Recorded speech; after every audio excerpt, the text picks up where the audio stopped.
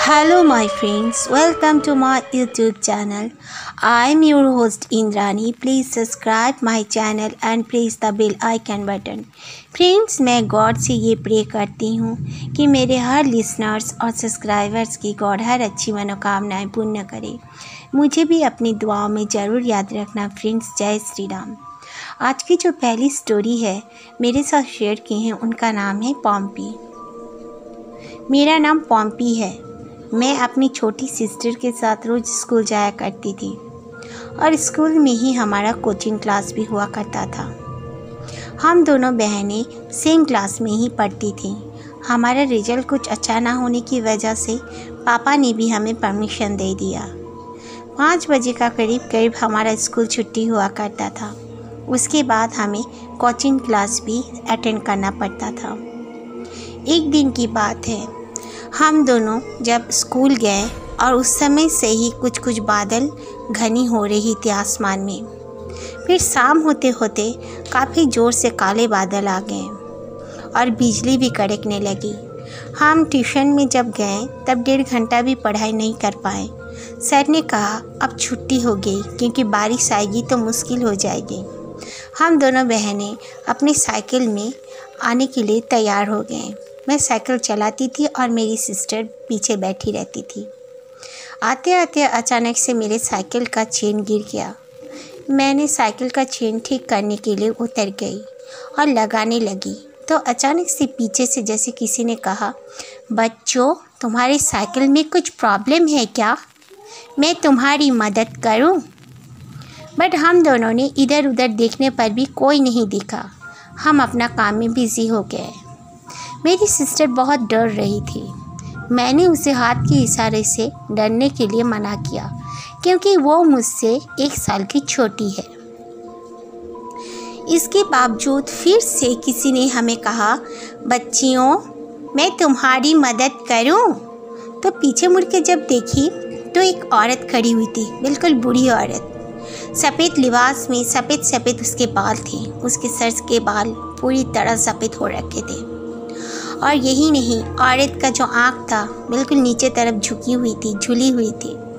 उसकी स्किन जैसे मानो इंसान का स्किन ही ना हो, बिल्कुल एकदम झुला हुआ था उसका स्किन। हमने सोचा काफ़ी बूढ़ी है, लेकिन स्ट्रेटली वो खड़ी हुई थी। हमें देखकर उसे बहुत डर लगा, लेकिन फिर भी हम उसे जताना नहीं चाहते थे। मैंने ये देखकर उठ के खड़ी हुई और मेरी सिस्टर को इशारा से कहा कि चल। हम लोग साइकिल पकड़ के आने लगे। वो औरत हमारे पीछे आती रही। हमने पीछे मुड़कर भी नहीं देखना चाहा। फिर वो औरत अचानक से जैसे हमारे पीछे से पायल पहनकर कोई चल के आ रहा है, इस तरह से आवाज़ आने लगी। मेरी सिस्टर पीछे मुड़ के देखना चाहती थी पर मैंने उसे मना कर दिया। फिर आस्ते आस्ते लग रहा था कि जैसे गुर्राने लगा है कोई हमारे पीछे। बिल्कुल गुर्राने का आवाज़ आने लगा, ज़ोर ज़ोर से वो भी। फिर भी हमने भगवान का नाम लेकर आगे बढ़ते गए। उस दिन की बात आज भी याद करती हूँ दोस्तों तो मैं सिहर जाती हूँ। मेरी सिस्टर तो बहुत डरती है। गुर्राने की आवाज़ की वजह से हमें तो अच्छी तरह पता चल गया था कि वो कोई इंसान नहीं बल्कि और कोई गैर मरी मखलूक होगी जो हमारे पीछे पड़ गई है। हम भगवान का नाम लेते हुए आगे बढ़ते गए। रास्ते में एक माँ काली का मंदिर पड़ता है। हमने सोचा कि क्यों ना हम उस तरह टर्न ले लेते हैं। सीधी रोड में आने से हमारा घर का कॉलोनी आ जाएगा, लेकिन हमारा घर बिल्कुल एंड छोरा में था। इसीलिए हमने डिसाइड किया कि हम माँ काली के मंदिर में ही पहले जाएंगे। तब इतना वक्त नहीं हुआ था, बट बिजली कड़कने की वजह से और धीरे धीरे बारिश हो रही थी, इस वजह से एक भी आदमी नहीं दिख रहा था। ऐसे में भी हमारे स्कूल से घर का रास्ता काफ़ी सुनसान होता था तब के समय में। हम शिमला में रहते हैं। काफ़ी पहाड़ी रास्ता है हमारे यहाँ पर। ज़्यादा ज़ोर से जल्दी से गाड़ी बाइक वगैरह भी तब की नहीं चला पाया जाता था। मैंने माँ काली के मंदिर के पास जब रुक गई तब मैं माँ काली को मन ही मन प्रार्थना करने लगी कि माँ ये और हमारे पीछे ना आए। हमारी जान बचा दो। ये कहकर मैं अपनी सिस्टर के हाथ पकड़ी और फिर से साइकिल लेकर आगे बढ़ने लगी। फिर देखा तो कोई भी जैसे हमारे पीछे नहीं आ रहा है। कोई पायल का आवाज़ नहीं, कोई आवाज़ नहीं गुर्राने का भी। हमने खड़े होकर जब पीछे मुड़ के देखा तो वाकई में कोई नहीं था। ये इंसिडेंट ज़्यादा तो डराने वाली नहीं है फ्रेंड्स, लेकिन मेरे साथ घटी थी, मैंने आपके साथ शेयर किया। फिर घर में जाकर मम्मी पापा को बताने के बाद मम्मी पापा ने हमारा कोचिंग क्लास बंद करवा दिया, क्योंकि खतरा ही खतरा था वो रास्ते में। वाकई में सब कहते थे कि वहाँ पर रास्ते में एक पिच्चल परी कोई घूमती है जो लोगों को आवाज़ें देती हैं, रात के वक्त रोती है, बच्चे का रोने का भी आवाज़ आता है। पापा के साथ भी ये इंसिडेंट हो चुका है, इसीलिए पापा ने बिल्कुल भी खबरदार कर दिया। ये सेकंड स्टोरी है श्रुति जी की। मेरे पापा बहुत ही अच्छे इंसान थे और बहुत ही ब्रेव थे। मेरे पापा पुलिस में थे। पुलिस में होने की वजह से मेरे पापा बहुत ही स्ट्रिक्ट भी थे। पापा का कभी कभी ट्रांसफ़र हो जाया करता था। इसी तरह एक बार मेरे पापा का कोलकाता में ट्रांसफ़र हो गया। पापा वहाँ पर हम सब पापा के साथ ही जाएंगे बोलकर सब तैयारियाँ हो गई और हम चले गए। जाने के बाद एक घर हम लोग शिफ्ट हो गए। एक घर में उससे कुछ दूर में कहते हैं कि एक पुतुलबाड़ी है। पुतुलबाड़ी में सब कोई हॉन्टेड बताते हैं, बट नीचे जो ग्राउंड फ्लोर है वहाँ पर कई लोग रहते हैं अभी भी। ऊपर में कोई नहीं जा सकता, सीढ़ी भी पूरी तरह बंद करके रखते हैं। इसी तरह एक दिन मेरी छोटी बहन पड़ोस के घर में चली गई, जो कि पुतुलबाड़ी में किराए पे रहती थी। वो लोग काफ़ी गरीब थे, लेकिन फिर भी वो लड़की मेरी छोटी सिस्टर के साथ पढ़ती थी। उसकी माँ किसी और के घर में खाना पकाती थी और उसके पापा कहीं मजदूरी क्या करते थे। बहुत ही प्रॉब्लम में वो लोग रहते थे, लेकिन फिर भी खुश रहते थे। वो लड़की काफ़ी खूबसूरत थी। मेरी बहन को लेकर अपने घर पे चली गई। वो दोनों अपना खेल रहे थे दोपहर के समय में अपने कमरे में। वो लड़की के कमरे में ही खेल रहे थे। अचानक से लगा जैसे उस लड़की को उसकी माँ ने बुलाया है। वो लड़की मना कर दी मेरी सिस्टर को कि सुनना नहीं, मेरी माँ अभी नहीं आती है। मेरी माँ ने मना किया है, जब तक मेरी मम्मी की होल से मतलब अपना की से दरवाज़ा खोल के अंदर नहीं आएगी, तब तक मुझे किसी का आवाज़ नहीं देना है और किसी का बात नहीं सुनना है। मेरी सिस्टर ने कहा ऐसा क्यों? बोली कि ये बहुत ही दिन के पहले की बात है। यहाँ पर बहुत ही मर्डर और बहुत लोग सुसाइड कर चुके हैं, इसीलिए ये घर को सब कोई हॉन्टेड मानते हैं। इसीलिए मेरी मम्मी ने मेरे को ये सावधान करके रखी है। तो मेरी सिस्टर ने उससे जब पूछा कि तुम लोग फिर भी यहाँ पर क्यों रहते हो, तो वो बोली बेचारी कि ये हमारी मजबूरी है, मजबूरी के कारण हम लोग यहाँ पर रहते हैं। मेरे दादा दादी यानी कि उस लड़की का दादा दादी, वो दोनों भी एक कमरे में रहा करते थे वहीं पर। एक दिन उसकी दादी की बहुत तबीयत ख़राब हुई और उसकी दादी बहुत चीखने लगी, चिल्लाने लगी और बोलने लगी कि मुझे कोई देख रहा है। फिर अचानक से उसकी दादी का इस तरह संतुलन बिगड़ गया, उसकी दादी अपने सर पटक पटक कर खुद को चोट पहुंचा दिया करती थी। ये सब देखने के बाद उसे पागल खाने में डाल दिया गया, लेकिन पागल खाने में भी उसका कोई भी ट्रीटमेंट नहीं हो पाया। वहाँ पर वो खुद को नोच डालती थी और कभी उसने अपने आँखों को भी चोट पहुँचा दिया था। एक दिन सुबह जब पागल खाने के लोग देखे कि उसका कोई आवाज़ नहीं आ रहा है, उसे खतरनाक पागल के रूप में सब कोई देखते थे। दरवाज़ा खोलकर जब देखे तो उसकी रीढ़ की हड्डी और गले का हड्डी टूटी हुई थी, जैसे किसी ने उसे मारकर तोड़ दिया हो, लेकिन वहाँ पर कोई अंदर जाया ही नहीं करता था।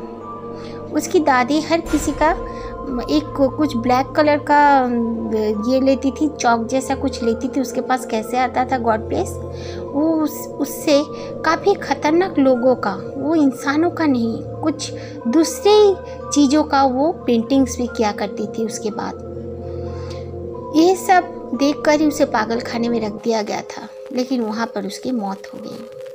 फिर मेरी छोटी सिस्टर ने कहा कि मैं तेरे घर पर अब दोबारा कभी नहीं आऊँगी, मुझे माफ़ कर देना।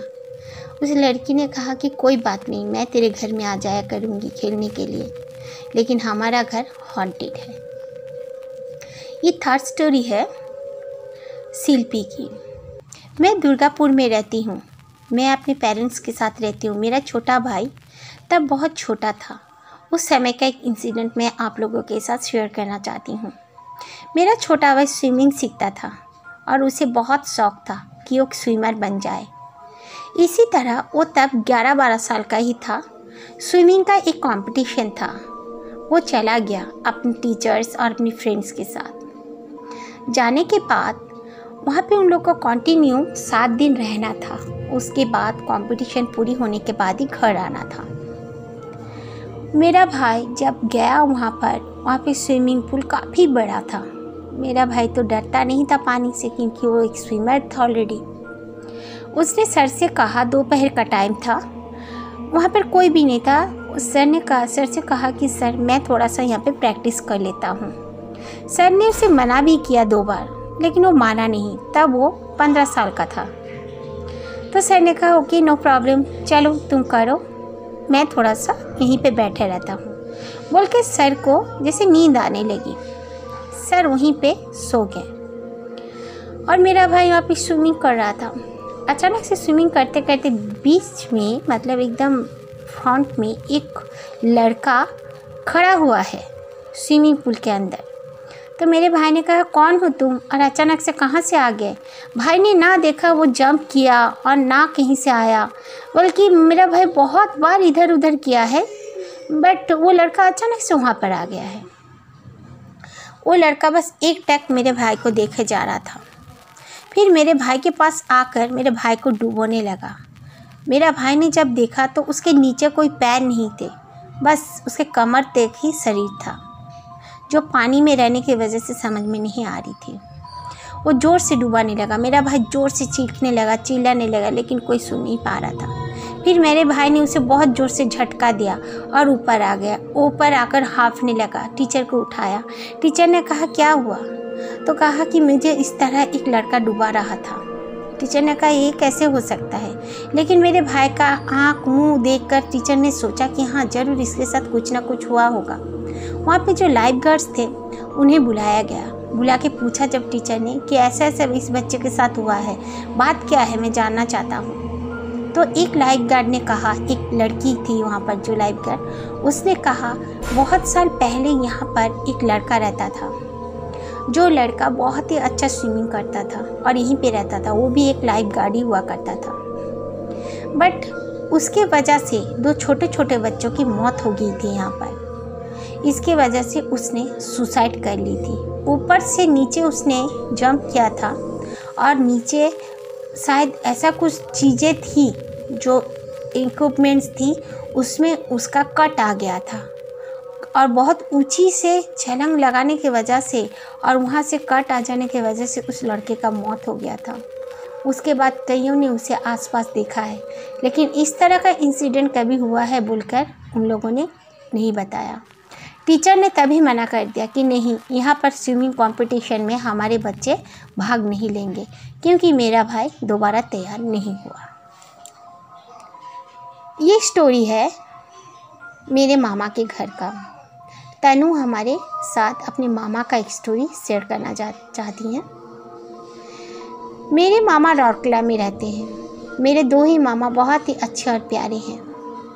मेरी नानी जो है वो तो बहुत ही अच्छी थी, बहुत अच्छा खाना पकाती थी। मेरी नानी का कितना भी तारीफ़ कर लो शायद मुझे कम ही लगता है।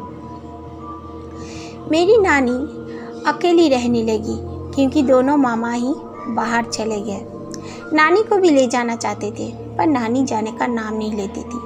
नानी कहती थी कि इसी घर में शादी होकर आई हूँ, मरूंगी तो भी इसी घर से जाऊंगी। नानी को जिद टाइप का हो गया था। हरदम हर कोई नानी के पास आकर रह भी नहीं सकता था। मासी कभी आती, कभी मम्मी जाती, तो कभी मामी भी आती। बड़ी मामी काफ़ी बार आती थी। मेरी जो नानी का घर था वो 3 स्टोरीज़ का था और नानी ने किराए पे दे के रखे थे अपना 1st फ्लोर और 2nd फ्लोर, और खुद ग्राउंड फ्लोर में रहती थी। एक दिन नानी बहुत ही रोते बिलखते डरते हुए फ़ोन पे मम्मी को बताई कि मुझे बहुत डर लग रहा है, एक लड़की मुझे बहुत परेशान कर रही है। तो मम्मी ने कहा, ये कौन लड़की है, कोई आस पड़ोस की है या किराएदार की है? तो बोलने लगी, पता नहीं है कहाँ से आ गई, तुम लोग आओ मेरे पास। हम लोग आ गए। आने के बाद हम लोगों ने बहुत सोचा किया, लेकिन नानी उसी तरह डर रही थी। नानी बोल रही थी, तुम लोग पूजा पाठ करो, देखो ये चली जाएगी, देखो ये सामने खड़ी है। इस तरह नानी बोलने लगी। तब मम्मी ने कहा कि कोई तो नहीं है, तुम चलो हमारे साथ। और जो फर्स्ट फ्लोर में रहती थी वो औरत भी बोली, हाँ हमें भी बोली थी, हमने भी कोशिश की, लेकिन कोई नहीं, हम नहीं देख पाए। उसके बाद मम्मी ने एक पंडित को बुला के लाए। तो पंडित भी आए, विजिट किया, उसे कुछ समझ में नहीं आया। उसने कहा कोई तांत्रिक को बुला के लाओ। तो मम्मी ने कहा, जब तक कोई तांत्रिक को बुला के नहीं ला सकती, आप हमारे साथ हमारे घर चलो।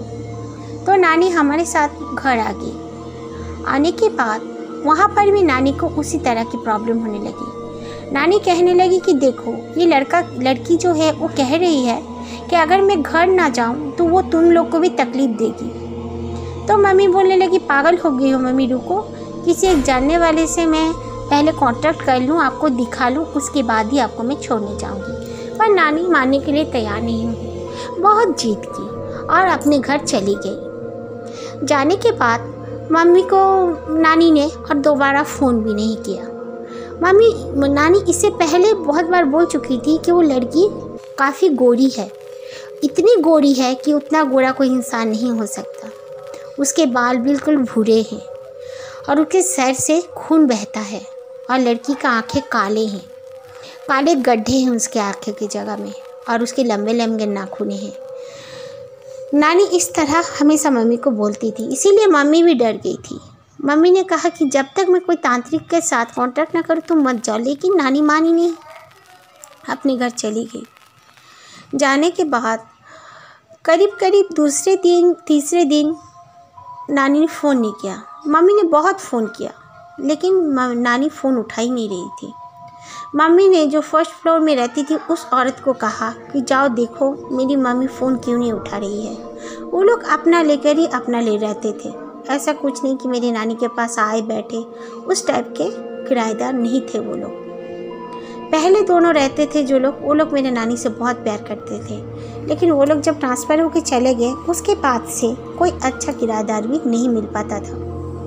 वो औरत आई, आकर नानी का दरवाज़ा बहुत नॉक की, लेकिन नानी ने खोला नहीं। फिर मम्मी को उसने अगेन फ़ोन किया कि आपकी मम्मी दरवाज़ा नहीं खोल रही है। तो मम्मी ने कहा कि पुलिस को फ़ोन लगाओ।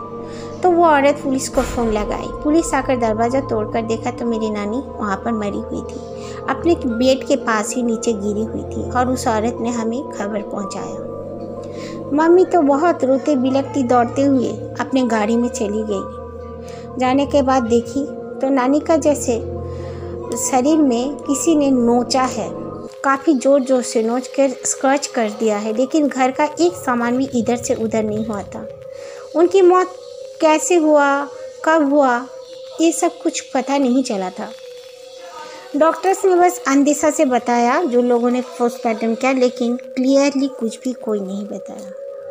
Okay friends, thank you very much. अगर आप लोग को मेरी स्टोरीज अच्छी लगी तो लाइक कर देना। और बाय द वे, जिन लोगों ने मुझे कल फीडबैक दिया था मैं उनका नाम लेना चाहूँगी। उनका नाम है हनुमान राम, श्याम पैदान, देव कुमार, शुभम महापात्र, शौर्य महापात्र और अर्सलम मुनीर एंड हॉरर हब। बहुत बहुत थैंक यू आप लोगों को। आप लोगों ने मुझे अपना फीडबैक दिया, मेरे साथ सपोर्ट किया। आगे भी इसी तरह प्लीज़ आप लोग सपोर्ट करें, मेरे लिए बहुत अच्छा लगे, मुझे अच्छा लगेगा। और बाय द वे, आपके हर किसी के फैमिली को भगवान रक्षा करे, आप लोगों को भी अच्छी मनोकामनाएं पूर्ण करे। जय Shri Ram. Take care my friends.